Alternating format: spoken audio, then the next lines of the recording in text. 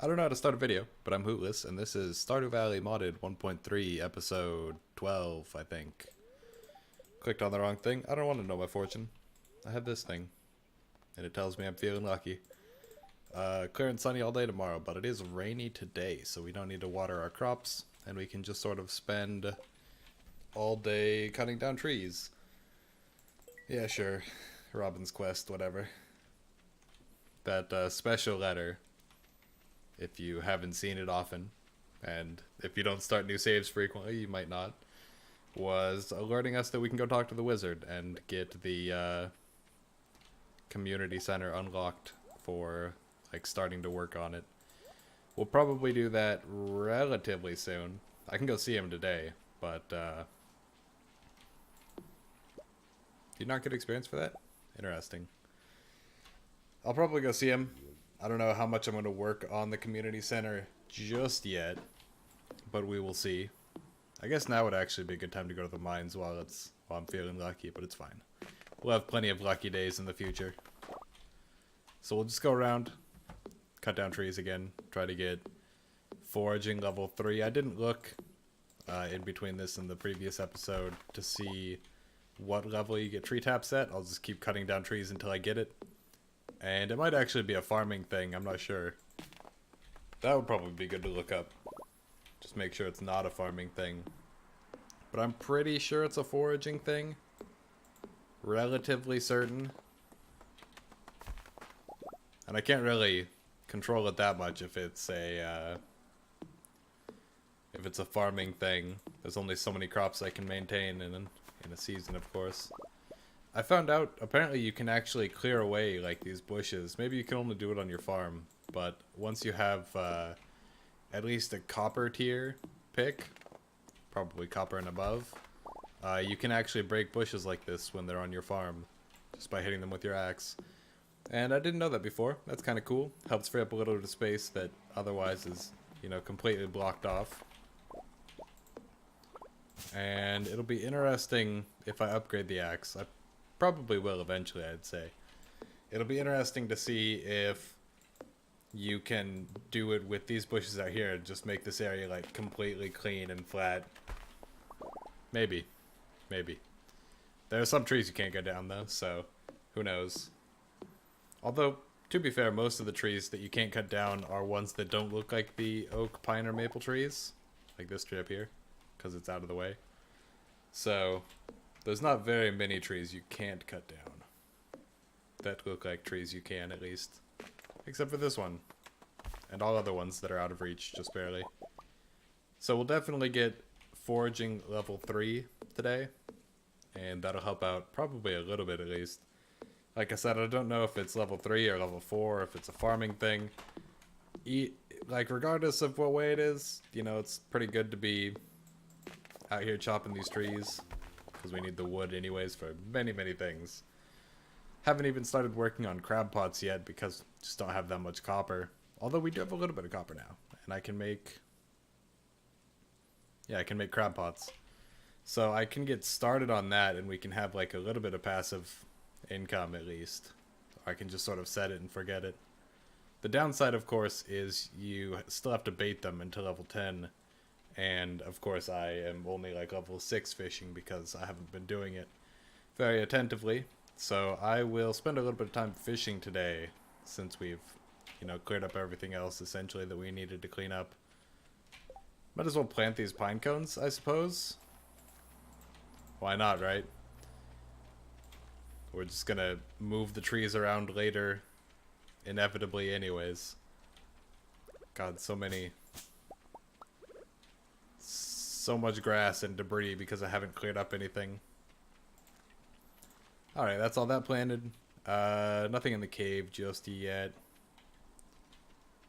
So I will, I think, clear out my inventory a little bit. We'll sell the forageables. Do a quick round looking for more forageables. This, and this away. I'll keep everything else, I suppose, except that. We'll do a quick round looking for forageables because it's easy foraging experience, and then we will go fish maybe at the mountain lake. I think that's the easiest place to fish. And there shouldn't be that much difference in prices now that Extreme Fishing Overhaul is updating to have better price ratios on higher level fish, I think. So we'll go take a look there, see how that works out. Is there anything I needed from a robin? There's the tree transplant. Shop. We could get a calendar, but we don't really need one. Not with the UI info suite mod. Some weather. Any buildings I particularly want? Not really. Sheds would be good eventually, because you can put whatever you want in them. I don't have a mod that increases the inside of a shed, although I might get one eventually, maybe. But it is still like a little bit of extra space, and you can put, I don't know, casks using automate. Or you can put kegs, preserves jars, garden pots, all kinds of stuff. It'll be a while before we can get garden pots though, because you only get the recipe to make them after completing the greenhouse.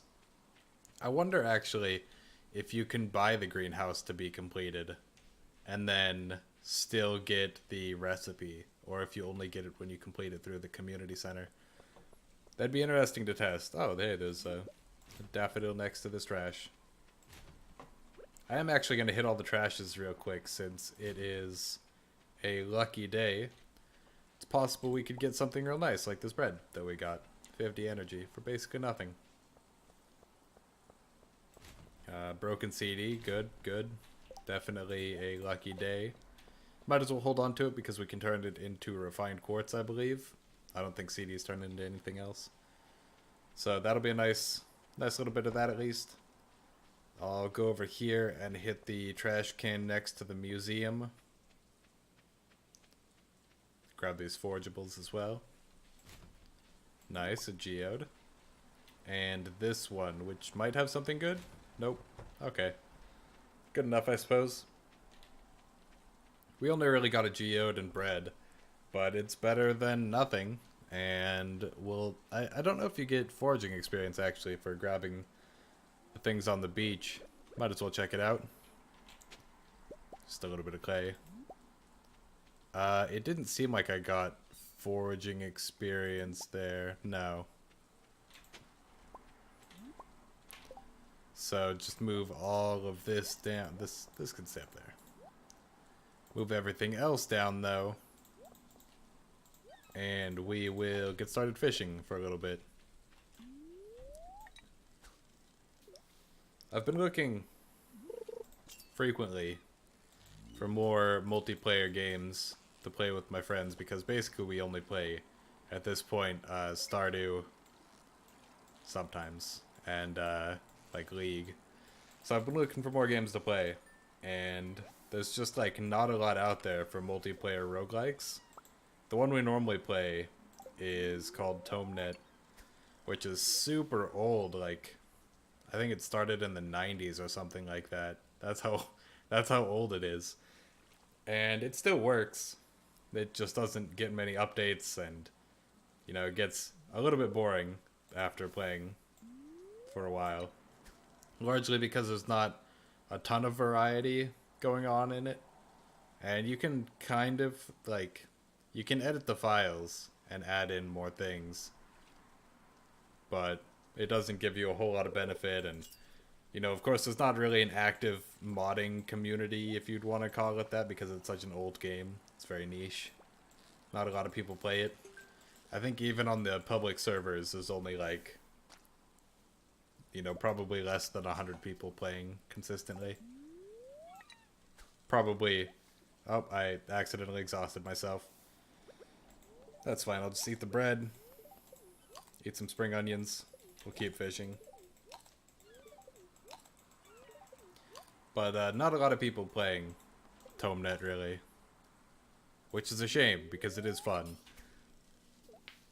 And there's not a lot of other, like, multiplayer roguelike options out there. And I mean roguelike in the sense that it is actually a game that is like Rogue. So, you know, text for graphics, like text symbols for graphics, and relatively turn-based, tile-based RPG game with permadeath, all that fun stuff. You know, there's not a lot out there that's multiplayer and available for free.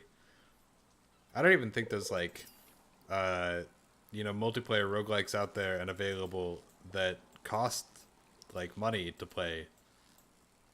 There are a few. There's like tons of multiplayer games, and probably a lot of multiplayer roguelites.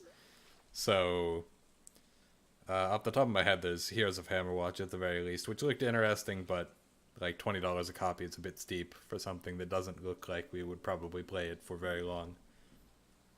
And that's kind of the problem with buying any game, really, as a group, because it has to be something that we will relatively all like enough to want to keep playing, instead of just constantly buying new games, playing them briefly, and then going back to playing League of Legends after just a little bit.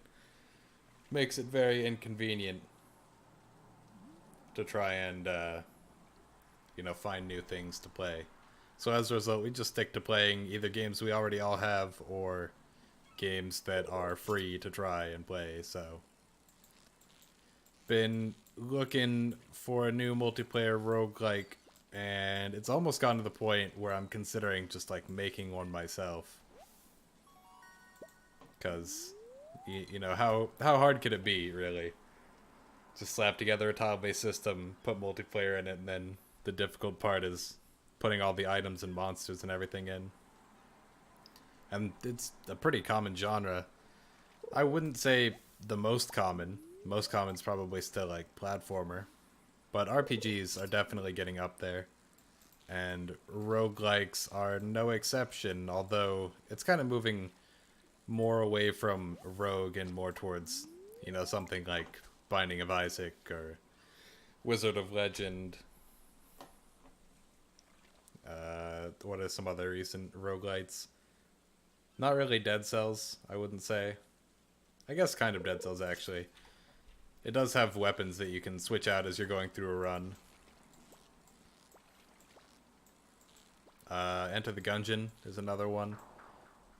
And all of those... Or I think for the most part all of those. Maybe they have like some small multiplayer aspects, like Binding of Isaac has the co-op babies. But for the most part, they're missing multiplayer, and I like doing multiplayer things. And I don't really play much single-player stuff anymore. Usually the hard part for me isn't picking up and starting a game, because I'll do that occasionally. The hard part is a game being good enough for me to sit down and play it a second time. So it either has to be short enough that I can finish it in one go, or it has to be engaging enough that I'll go back to it again and then continue playing through it. So in the case of games that are short enough that I can beat it in one try, I'll typically feel that those aren't worth the time to play anyways, even if they're short, just because I like getting a lot of playtime out of anything that I play. I actually what I tend to do is I'll get really into a game and then I'll just play it and I'll play it and I'll play it and I'll play it and just continuously nonstop. But usually that happens with these fish. Usually that'll happen with MMOs, or on rare occasion games that are highly replayable because they can be different every time, like RimWorld or Dwarf Fortress. And I guess by extension, a lot of the games that I put a lot of time into are games where it's slightly different or more every time. Like League of Legends, I play pretty much all the time. Nice, 2 rubies. And it's so easy to keep playing because, you get different teammates every time, so you never know how good your teammates are going to be or how bad they're going to be in some cases. And there's nearing 150 champions now, so there's tons of variety. You almost never end up with the same layout of champions twice in a row.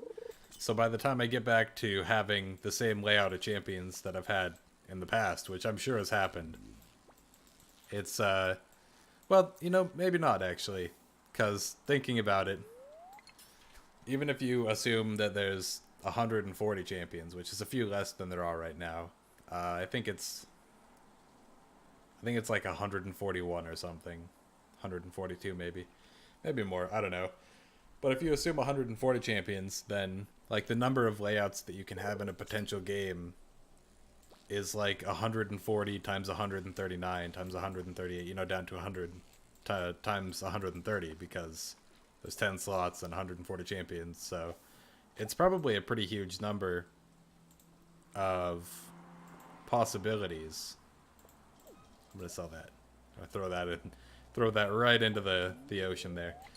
There's a huge number of possibilities that you can have for layouts of champion teams, and that doesn't mean that it'll always feel super different. It's, you know, it's like the Borderlands 2 thing, billions of types of weapons or billions of possible weapons, but actually it's more like, you know, a few hundred weapons and then there's tiny differences, and you know technically it's billions of weapons, but the difference is so minor that you wouldn't really notice it. But for League, typically you aren't going to end up with exactly the same team or near the same team multiple times in a row, and even if you do, it doesn't go the same.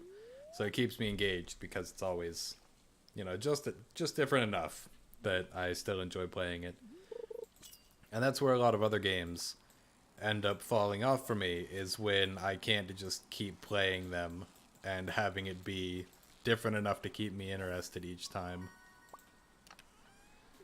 So, you know, I'm always on the lookout for new games to try out. I've accidentally exhausted myself again. Hopefully that doesn't slow me down.